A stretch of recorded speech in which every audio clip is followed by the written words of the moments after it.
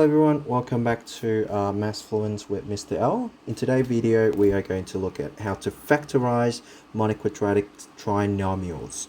Okay, before we start the examples, let's just quickly have a look at the how to identify a Monic Quadratic Trinomial expressions.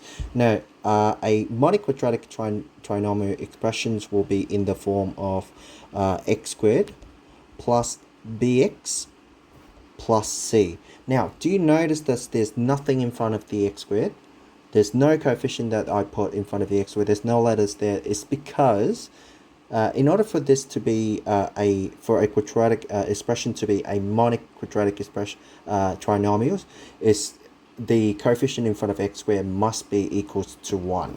Okay, so I'm going to just quickly write it here. So coefficients of x squared is 1. Okay, now let me just give you a quick sort of formula so so that you understand what I'm talking about. Right, so let's say if I've got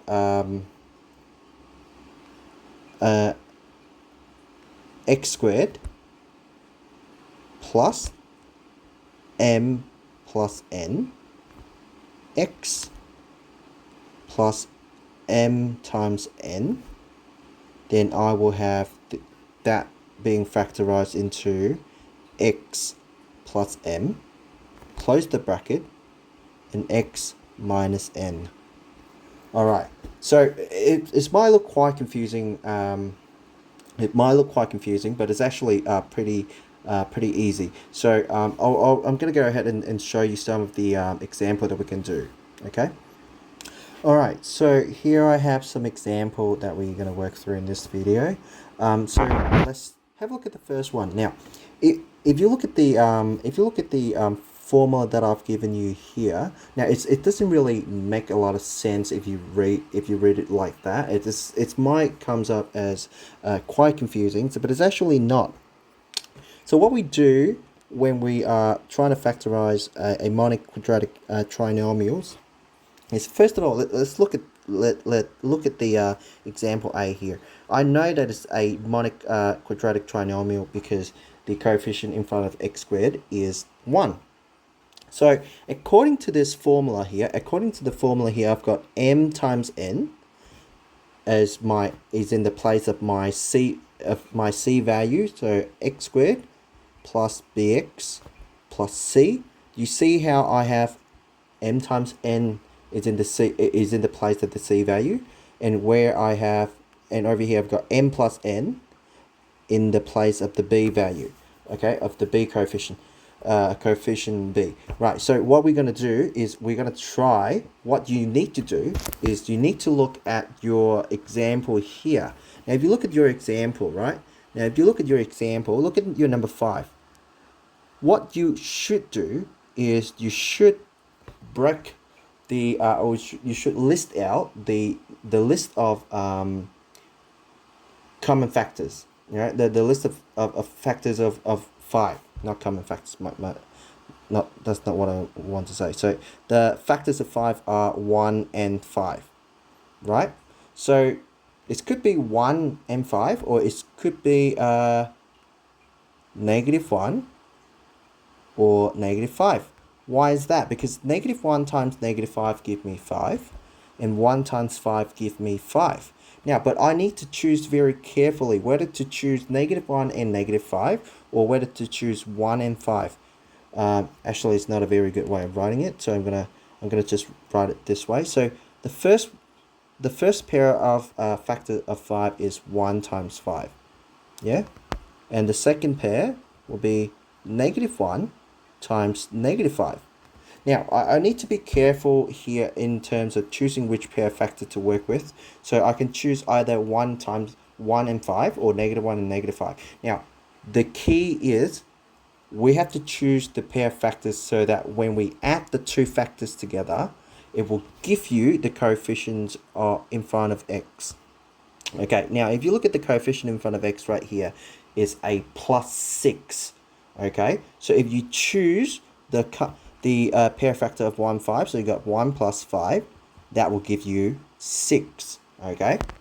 But if you choose the -1 and -5, if you do -1 plus -5, that would then give you -6, which is not what you want.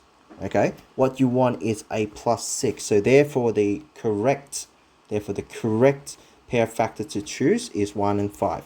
So what I'm going to do, so what you should do is to go straight ahead. You go open the bracket, x, and then you put in your first factor that you chose, which is 1. So x plus 1. Close the bracket, open the second bracket to go x plus 5. It's simple as that. Then you factorize the trinomials, the quadratic trinomials. Right, now let's go ahead and try this example here. We've got 3, right? So I'm going to do the same thing. Now with 3, I need to do the same thing. With 3, I would have 1 times 3, give me 3, okay? And I would have -1 times -3, yes? So now I need to choose which pair factors give me the coefficient in front of x, which is -4. Now if I add 1 and 3 together, I get 4. If I add -1 and -3 together, I get -4. So I immediately know this is the pair of factors that I want. So I'm going to go and open the bracket, x, and I put in my first factor, which is -1, x minus 1, close the bracket, second bracket, go x minus 3. As simple as that. Okay, right. Now, so what I need to do here in question C is, once again, if you look at it, if you look at this expressions here, I've got 2x squared minus ax minus 10. Now, if you really look at it, this is not yet a monic quadratic trinomials, right? Because the coefficient in front of x squared is 2. So what you're going to do is you want to try to turn this whole thing, this expression, so that you're going to do something with it so that you will have the coefficient in front of x squared is 1. So what you can do is you can factorize the number 2 from the entire expression. So you get factorize the 2. So then on the inside of the bracket, you would have x squared, because 2 times x squared will give you 2x squared. And then 2 times -4x will give you back -ax. And 2 times -5 will give you -10.